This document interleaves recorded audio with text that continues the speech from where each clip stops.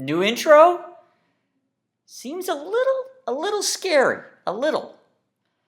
I heard you've been floating around the idea of getting a new host since I haven't been making videos.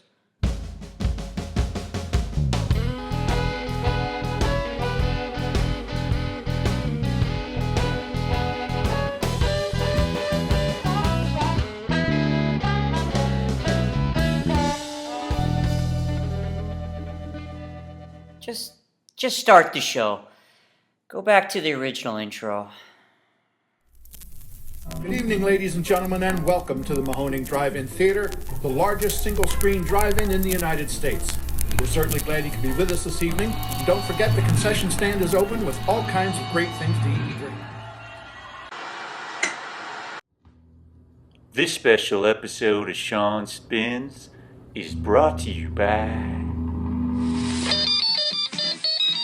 出たトミー・パックマン食うか食われるかの大激戦パックマンが勝つかモンスターが勝つかこれが噂のパックマン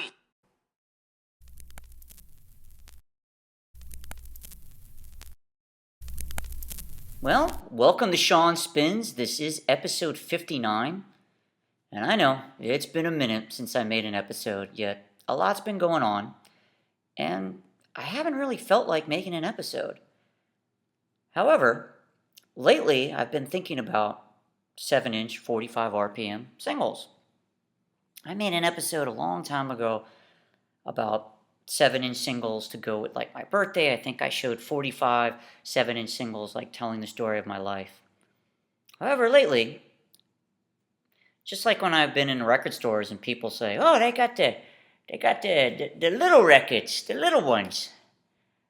Well, lately I've been hearing people talk about like almost like they don't have any use for them, or I don't buy those.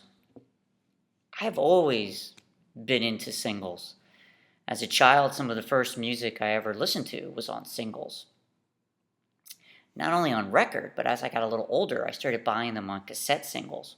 I have none of those left. I can imagine just like children in the 1960s growing up, carrying their 45 singles to each other's houses to listen to. I didn't really take care of my cassette singles.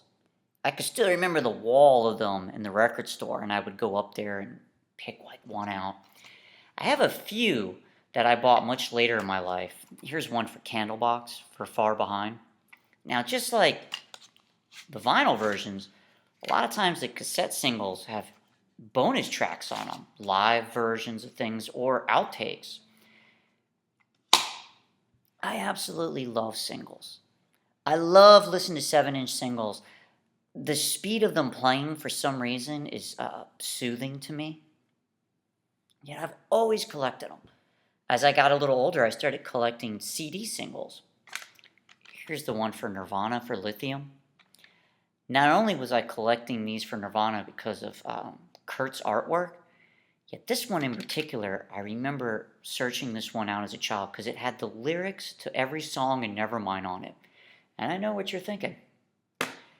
Did people really not understand Smells Like Teen Spirit? Yes.